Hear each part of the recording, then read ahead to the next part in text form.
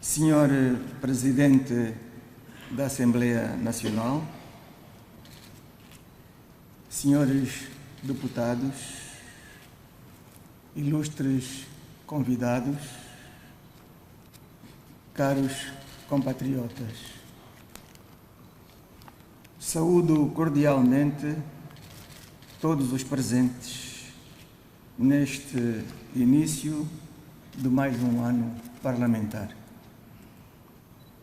A Casa da Democracia abre hoje as suas portas para o início da última sessão legislativa da presente legislatura e agradeço o privilégio que me conferem para proferir a minha última mensagem sobre o Estado da Nação no mandato que decorre até 2017.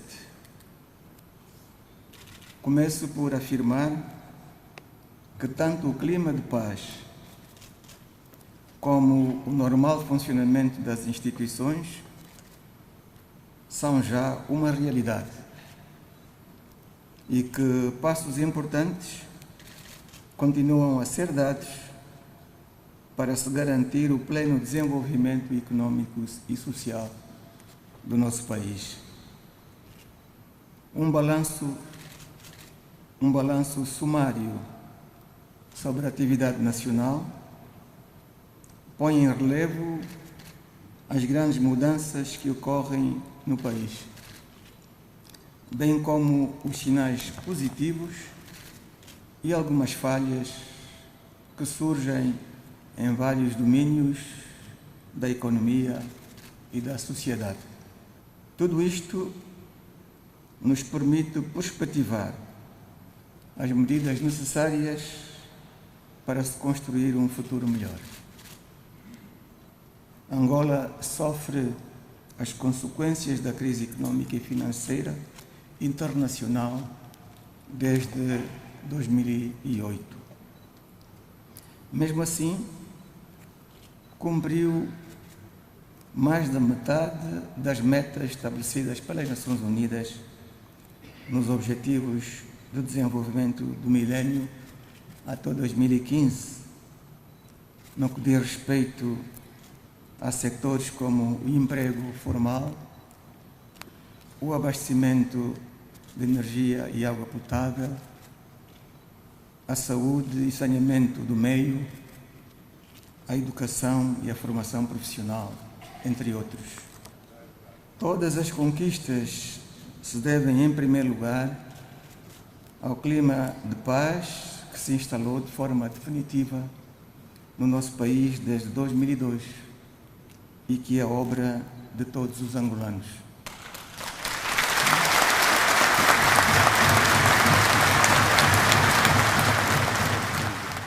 Foi a paz que devolveu ao nosso povo a esperança num futuro melhor, num quadro de liberdade, justiça e inclusão social.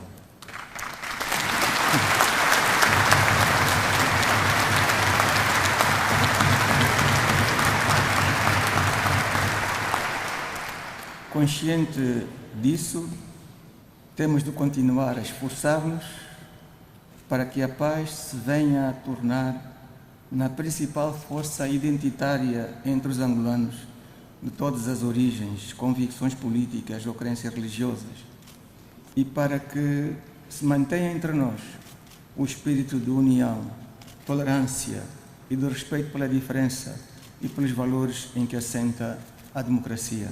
Em segundo lugar, apesar do agravamento da situação econômica do país, provocada pela queda do preço do petróleo, Angola está a lidar com a crise melhor do que outros países. Exemplo disso são a baixa progressiva dos preços dos bens essenciais, da inflação e a taxa de juros, a recuperação da atividade das empresas e dos níveis de emprego. São também exemplo disso a retomada dos ganhos da paz, que começavam a ser afetados, no domínio da educação, da saúde, da assistência social e da desminagem. A economia não estagnou, apenas perdeu a pujança com que se vinha desenvolvendo por causa da crise atual. Um dos caminhos escolhidos para sairmos dessa crise é a diversificação da economia, que, por sinal, não é uma ideia nova. Muitos questionam por que razão não começamos este processo muito antes. Mas, na verdade, ele começou há muito tempo.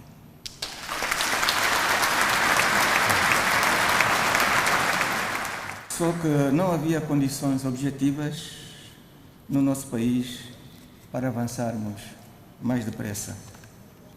Quando terminou a guerra, em 2002, Angola e o Camboja eram os países do mundo que tinham mais minas antipessoais e antitanque.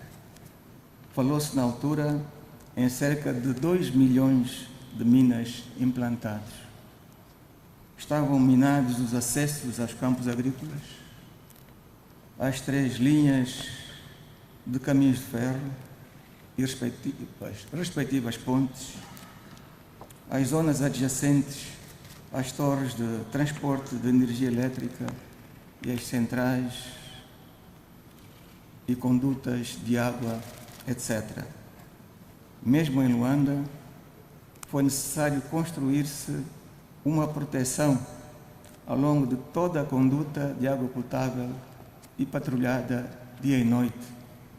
Foi também erguida uma vedação no traçado da atual Via Expresso, que ainda não existia, para proteger a cidade de operações de minagem e de ataques bombistas.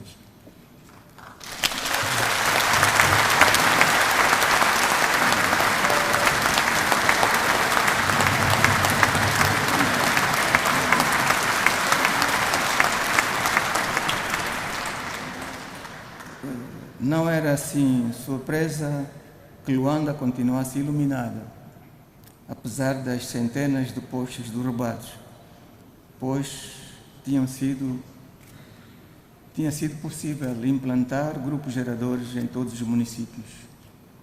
Quando se começou a reconstrução, quando começou a reconstrução, tivemos que desminar todo o território nacional para podermos avançar. Não podíamos construir sem desminar primeiro. Nos primeiros anos, tivemos que fazer em todo o país o levantamento e a sinalização das minas para se evitarem acidentes. Como é que nestas condições poderíamos acelerar o desenvolvimento da agricultura familiar ou da agricultura comercial? Quem andasse pelo país encontrava grandes quantidades de tratores e máquinas pesadas de construção civil abandonadas ou destruídas. Foi necessário fazer quase tudo de novo: desminar, reconstruir, reequipar e reorganizar.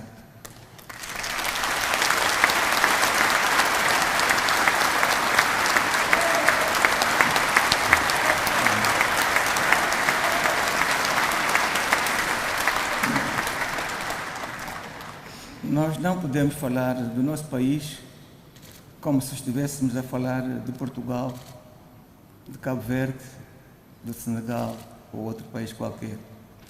A nossa história não é igual nem parecida com a dos outros. O nosso povo está consciente desse facto e sabe o que quer e como construir o seu futuro. Por essa razão, escolheu o caminho da diversificação da economia. Com realismo, está a dar passos seguros para conseguir esse objetivo.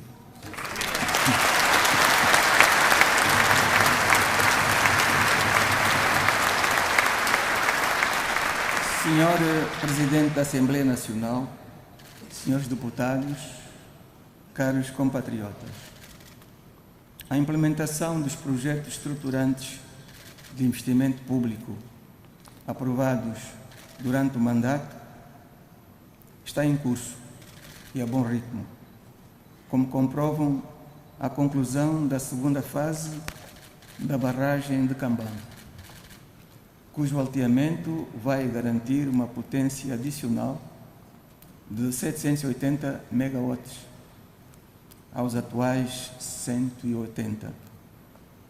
A construção da nova barragem de Lauca, a terminar no próximo ano, com uma potência de 2.067 megawatts, bem como a construção da central de ciclo combinado do Soio, utilizando gás natural para gerar uma potência de 750 megawatts também no próximo ano.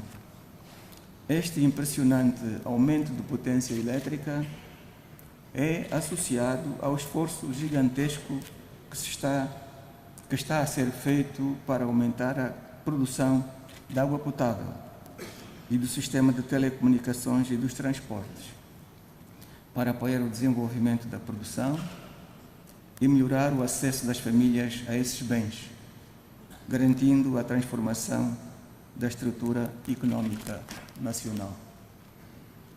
Angola registrou também um crescimento apreciável do índice de desenvolvimento humano do nosso povo, graças em grande parte à melhoria verificadas nos domínios da sanitário e educacional. O índice de desenvolvimento humano do povo angolano está, por exemplo, acima das médias dos países da África subsaariana.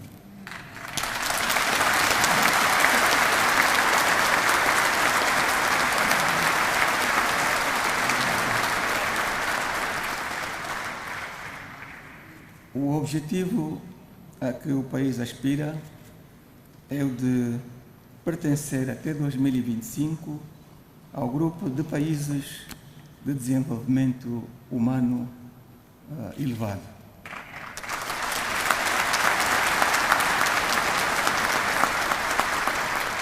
Por essa razão, o combate à pobreza é, de facto, uma prioridade do governo e tem sido positivo o ritmo da sua redução.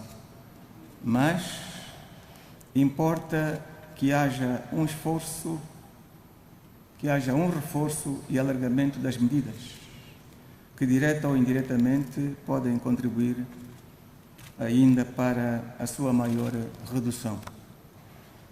O Governo adotou um programa de formação e redistribuição de rendimento, a fim de criar condições que possibilitem uma maior inclusão social. Pensa assim utilizar de forma articulada e convergente os principais instrumentos de política de redistribuição do rendimento, tais como a política tributária, a despesa pública, em sectores sociais e de segurança social, visando uma repartição mais justa da riqueza e do rendimento e um nível de bem-estar mais elevado. Uma área decisiva para o bem-estar das populações é o da habitação. Para o efeito, o Executivo elaborou um Programa Nacional de Urbanismo e Habitação. Ao longo do período compreendido entre 2013 e 2015, beneficiando de uma conjuntura orçamental mais favorável, o Executivo priorizou, dados os graves problemas habitacionais, o investimento em novas centralidades.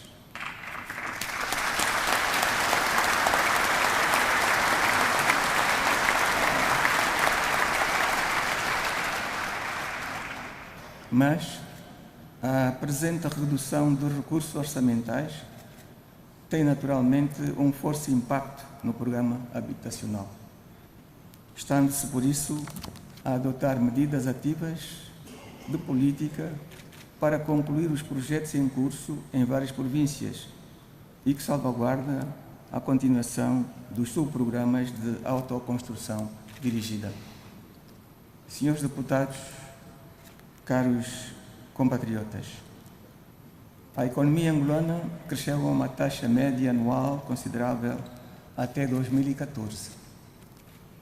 Em 2015, essa evolução foi fortemente limitada pela brusca queda do preço do petróleo no mercado internacional, que em 2016 se situou abaixo dos $30 por barril e provocou uma significativa redução das receitas fiscais do Estado.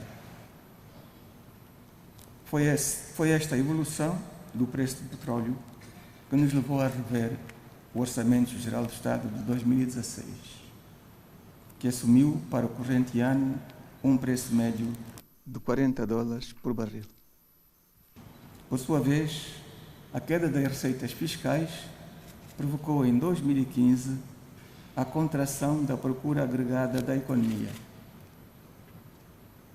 e, por via sistêmica, a consequente queda dos níveis de atividade económica no setor não petrolífero. O crescimento do setor não petrolífero da economia passou assim de 8,2% em 2014 para 1,3% em 2015. E a previsão é de 1,2% para o corrente ano. Os sectores que mais se ressentiram, embora com taxas de crescimento positivas, foram os da agricultura, pescas, construção, serviços mercantis. Por outro lado, o setor da indústria transformadora foi o mais atingido e registrou uma variação negativa de 4%. O choque sistêmico da queda do preço foi muito forte nas receitas públicas. Sublinhe-se que só em 2015 a redução do preço do petróleo terá provocado uma quebra de quase 6 mil milhões de dólares da receita fiscal. Presentemente, a continuidade do esforço do investimento público só é possível com recurso ao endividamento interno e externo. Essa é uma solução que tem os seus limites e obriga a diferentes soluções de financiamento interno e externo. Esta evolução teve inevitáveis impactos a nível monetário. Neste contexto, o Executivo, para garantir os pressupostos básicos necessários ao desenvolvimento, teve que adotar uma política de estabilidade e regulação macroeconômica que lhe permitiu aprimorar a condução coordenada da política fiscal, monetária, cambial e de rendimentos e preços, acentuando o papel da programação financeira. A quebra, Senhor Presidente da Assembleia Nacional, senhores deputados, ilustres convidados, caros compatriotas, saúdo cordialmente todos os presentes neste início de mais um ano parlamentar.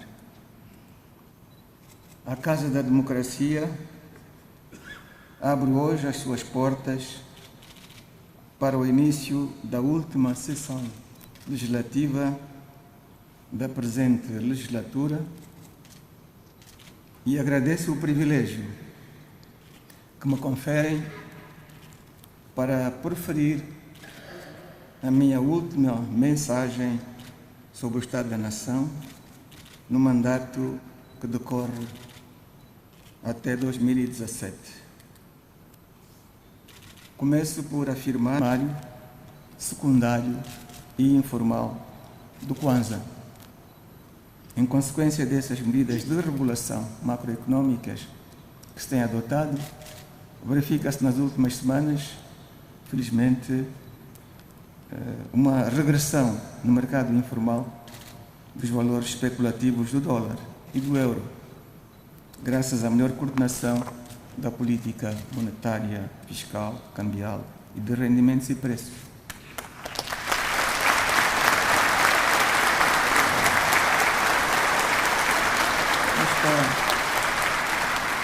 Esta aplicação coordenada dos instrumentos de política económica permitiu garantir uma oferta de divisas no mercado cambial primário que sustentou a execução do Orçamento Geral do Estado.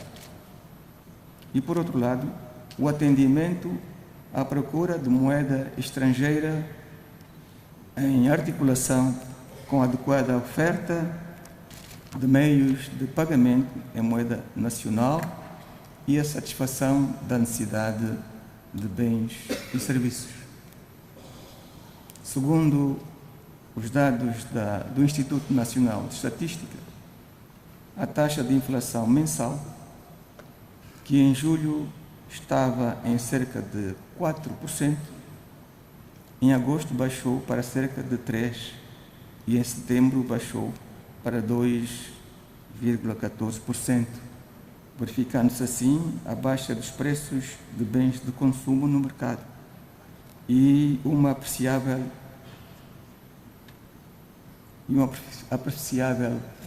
aumento do poder de compra dos salários. A nossa meta é conseguir uma taxa de inflação mensal de 1% ou menos. Senhores deputados, caros compatriotas, perante a ruptura brusca do preço do petróleo, o Executivo definiu em 2015 uma estratégia para a saída da crise. Esta estratégia está alicerçada na substituição do petróleo como fonte principal de receita, a promoção de exportações a curto prazo, a programação do pagamento da dívida pública e num novo ciclo económico de estabilidade não dependente do petróleo. A substituição do petróleo como fonte principal de receita baseia-se na expansão controlada do déficit e do endividamento para o relançamento da economia e numa maior transparência da gestão da coisa pública, maior eficiência e eficácia dos investimentos e na procura ou promoção do investimento privado.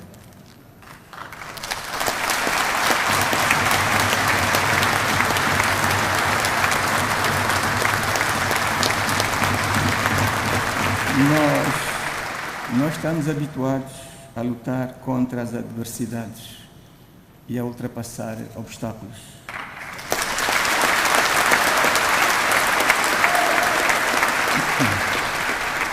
Temos assim de continuar a confiar nas nossas forças e trabalhar juntos para vencer a crise económica e financeira no curto prazo.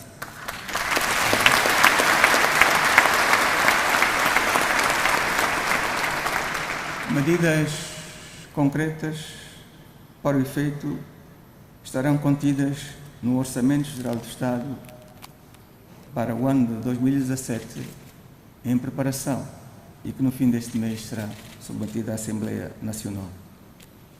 Senhor Presidente da Assembleia Nacional, senhores deputados, caros compatriotas, ao nível interno, enfrentamos também o aumento da criminalidade violenta, a imigração ilegal, os crimes de natureza económica, em relação aos quais têm estado a ser tomadas medidas concretas de combate. Vamos dar passos mais efetivos no sentido de, Senhor Presidente da Assembleia Nacional, senhores deputados, ilustres convidados, caros compatriotas, saúde de capitais e ao financiamento do terrorismo.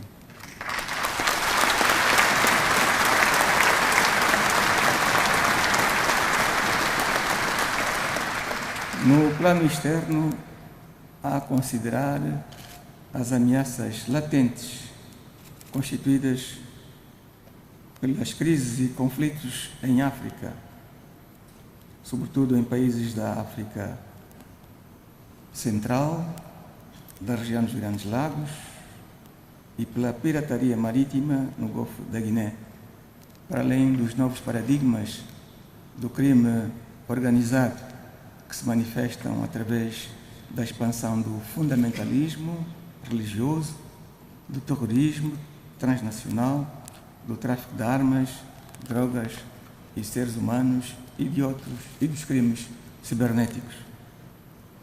Apesar de alguns condicionalismos de ordem conjuntural e estrutural, o Sistema de Segurança Nacional tem dado respostas a todas essas situações de risco, internas e externas, e permitido assim a persecução normal dos grandes objetivos nacionais. A defesa do território nacional, a garantia da paz e estabilidade e a preservação das nossas fronteiras exigem que tenhamos forças armadas e de segurança capazes, bem equipadas, bem treinadas. Exigem também que elas sejam objeto de uma atenção permanente, cuidando devidamente dos seus orçamentos. Senhor Presidente da Assembleia Nacional, senhores deputados, caros compatriotas, temos que estudar com maior atenção e profundidade os fenómenos que acontecem no plano internacional, para compreender melhor o mundo em que estamos e saber proteger os nossos interesses. Com o fim da Guerra Fria, surgiu um mundo unipolar, com os Estados Unidos na liderança. Entretanto, com o despontar de várias potências com um peso no plano internacional, em especial a Rússia e a China, o mundo tende a tornar-se multipolar. Utilizando a força, os Estados Unidos levaram a cabo intervenções em várias partes do mundo para impor os seus valores políticos com resultados adversos. Acabaram assim por gerar mais instabilidade no Médio Oriente, na Ásia e em África, onde não conseguiram nem impor a paz, nem desencorajar os movimentos terroristas.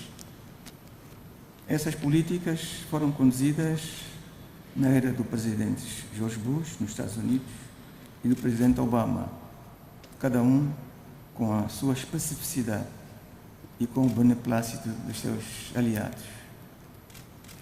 Que rumo agora seguirá a política externa americana com o novo presidente a ser eleito em novembro?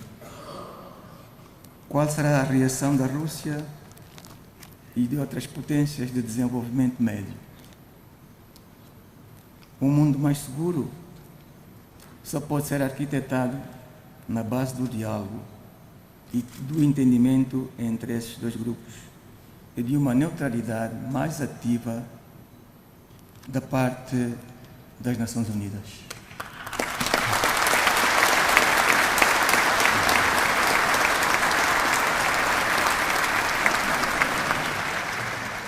Senhores deputados, caros compatriotas, determinados processos eleitorais que ocorrem no nosso continente e que deveriam ser fatores de estabilidade democrática estão a ser convertidos, quer através da contestação direta dos seus resultados, quer através da tentativa de alteração da ordem constitucional em autênticos viveiros de instabilidade, de repercussão e consequências imprevisíveis, tanto para os respectivos países como para as respectivas sub-regiões em que se inserem.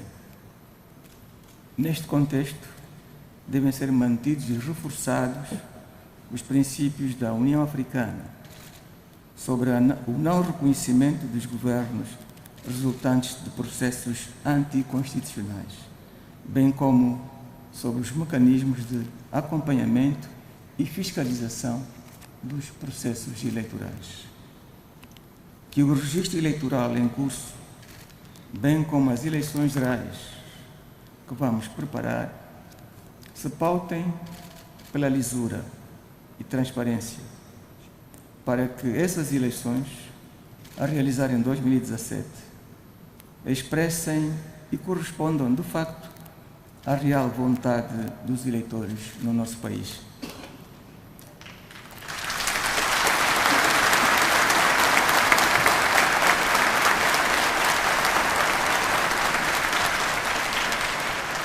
Que cada um, com o seu voto, faça livremente a escolha dos dirigentes que entendem que devem continuar a governar o país e que não só o Estado, mas também os partidos políticos, a sociedade civil, as igrejas e todos os cidadãos assumam com responsabilidade o seu papel para que o processo seja realmente democrático, livre e decorra com normalidade e de modo exemplar.